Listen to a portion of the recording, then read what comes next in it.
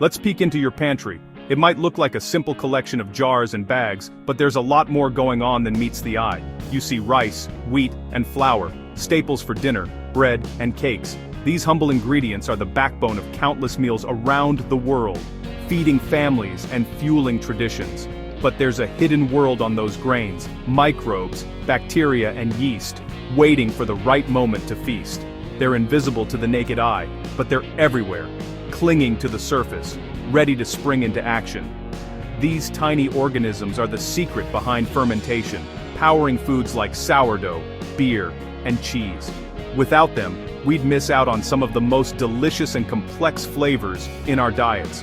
Why should you care? Because understanding how microbes interact with grains lets you control flavor, texture, and even food safety. It's the difference between a loaf that's bland and one that's bursting with character.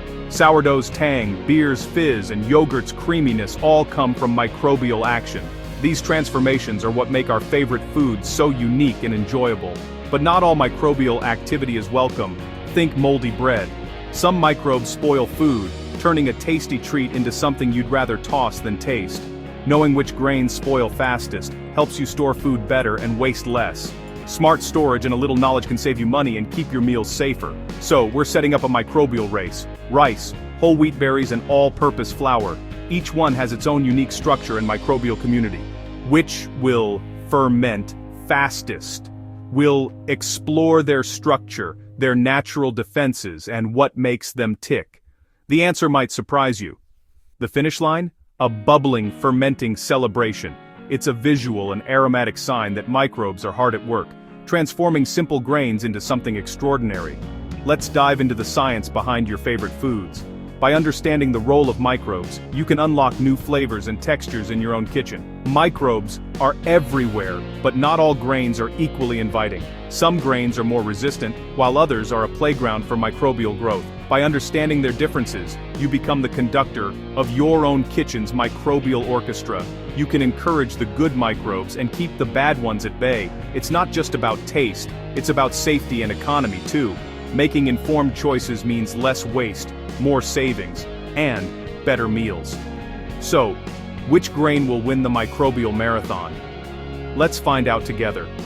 The race begins now, and the results might just change the way you see your pantry forever. First up, rice, specifically, common white rice. This staple food is a favorite in many households around the world. It's been milled and polished, leaving mostly pure, starchy endosperm. This process strips away the bran and germ, making it less nutritious but more shelf-stable. This makes it uniform and long-lasting, but maybe less appealing to microbes. Its smooth surface and lack of nutrients make it a less ideal breeding ground. Next, whole wheat berries, the complete unprocessed wheat kernel. Unlike white rice, these are packed with nutrients. They have bran, endosperm, and germ, nutritional powerhouses, but with a tough exterior. This tough outer layer protects the inner nutrients. That bran is armor, slowing down microbial access. It acts as a barrier, making it harder for microbes to penetrate and feast on the nutrients inside. Finally, all-purpose flour wheat berries ground into a fine powder, with bran and germ mostly removed. This is a versatile ingredient in many recipes. The result? Pulverized endosperm with a huge surface area. This fine texture makes it highly accessible to microbes. This difference in form is crucial for microbes. The more surface area, the easier it is for microbes to latch on and start breaking down the food. So, our contenders: rice, polished and simple; wheat, whole and complex; flour, ground and exposed.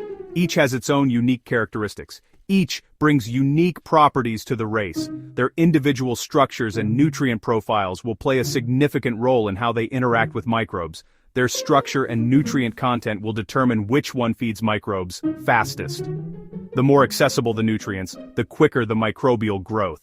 The investigation begins. Let's see who takes the lead. Will it be the polished rice, the whole wheat berry, or the finely ground flour? Will the tough wheat berry hold back the microbes? Its protective bran might slow down microbial access. Or will flour's fine texture give it the edge? Its large surface area could make it a prime target for microbial activity. The stage is set for a fascinating contest. Each grain has its own strengths and weaknesses. Let's watch the race unfold. Which grain will be the first to succumb to microbial activity? Stay tuned to find out. The first factor in our race is access. When it comes to fermentation, not all grains are created equal. The structure of the grain, how tightly its starch is packed away, makes a huge difference in how quickly microbes can get to work. Microbes digest food by releasing enzymes that break down starch into sugars. These sugars are their fuel, and the more easily they can reach them, the faster the process goes. The easier it is for enzymes to reach the starch, the faster microbes grow. If the starch is locked away, the process slows to a crawl. Whole wheat berries are like fortresses. The bran is tough, keeping microbes out. This outer layer acts as a natural barrier, protecting the precious starch inside from both water and hungry microbes. White rice has lost its bran, but the dense kernel still slows things down. Even without the outer shell, the starch is packed tightly, making it harder for enzymes to get in. Flour, though, is a game changer. Milling transforms the grain, breaking it into countless tiny pieces and exposing the starch within. Milling shatters the grain, exposing millions of tiny starch particles. Suddenly, what was once hidden is now available on every surface. Add water and enzymes have instant access everywhere. The starch dissolves and spreads, making it easy for microbes to feast. It's like opening a vault and scattering treasure for microbes. Suddenly there's no barrier, just a banquet waiting to be devoured. Structure matters. Flour's openness gives it a huge head start. The difference in accessibility is dramatic, and it changes everything about fermentation speed. Whole grains protect their starch, while flour lays it all out. This is why recipes using flour ferment so much faster than those using whole grains. This difference is why flour ferments so quickly. Microbes don't have to work hard to find food. It's everywhere, ready and waiting. The vault is wide open and the feast begins immediately. Microbes multiply rapidly and fermentation takes off at lightning speed. In this race, access is everything. The more open the structure, the faster the microbes can move, eat and grow. Let's see how hydration changes the game and what happens when water meets these different structures. Water is life, for us, and for microbes. Dry grains can sit for years, but add water and the clock starts ticking. Whole wheat berries and rice are dense. Water seeps in slowly. Their tough exteriors mean microbes must wait for hydration and gelatinization before feasting. Flour, on the other hand, hydrates instantly. Every particle is coated, creating a moist, microbe-friendly environment. That's why sourdough starter bubbles up in hours, not weeks. Hydration is a hurdle for whole grains, but flour pole vaults over it. The microbial race speeds up dramatically with flour. Water unlocks the feast, but only if the grain is ready. In this contest, flour is already at the finish line. Next, let's see what nutrients microbes crave. Microbes need more than just starch. They crave a balanced diet. White rice and flour are mostly starch, with little protein or vitamins. They offer quick energy, but lack nutrients for robust microbial growth. Whole wheat berries with bran and germ provide fiber, vitamins, and minerals. Once microbes breach the bran, they find a full buffet. That's why whole wheat flours ferment more actively than white. For starting sourdough, bakers often use whole grain flour for a nutrient boost. Nutritional variety matters. Whole grains give microbes a head start, but for speed, flour's accessibility still wins. Let's see how surface area tips the scales. Surface area is the secret weapon. A whole grain exposes only its outer shell to microbes. Flour, pulverized into countless particles, exposes everything. Enzymes can attack from all sides, breaking down starch rapidly. This leads to explosive microbial growth. That's why flour molds faster, and sourdough starters bubble up quickly. Milling is like pre-digestion, giving microbes a massive head start. In the microbial race, flour laps the competition before they even start. The more surface area, the faster the feast. This principle explains so much in the kitchen. Flour's form is its superpower. Let's see what science says about these observations. The lab coats have answers. Science backs up what bakers know: processing matters. Studies measure CO2 production and microbial counts in rice, wheat, and flour. Flour mixtures produce gas and grow microbes much faster than whole grains. The population in flour explodes early, while whole grains lag behind. This isn't just theory, it's measured, repeatable fact. The food industry relies on this. Bakeries use flour for fast bread, silos keep whole grains dry to prevent spoilage.